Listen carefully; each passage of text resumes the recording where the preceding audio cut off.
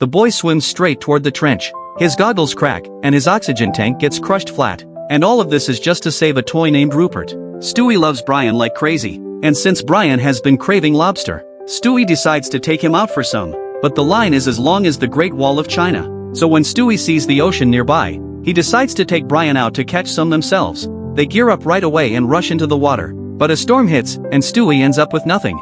Even worse, his toy Rupert gets pulled away by the waves. Stewie and Brian throw on their diving suits and go after him. But just as Stewie reaches for Rupert, a shark charges at Brian. Brian bumps into the teddy bear by accident, and Rupert drops into the deep trench.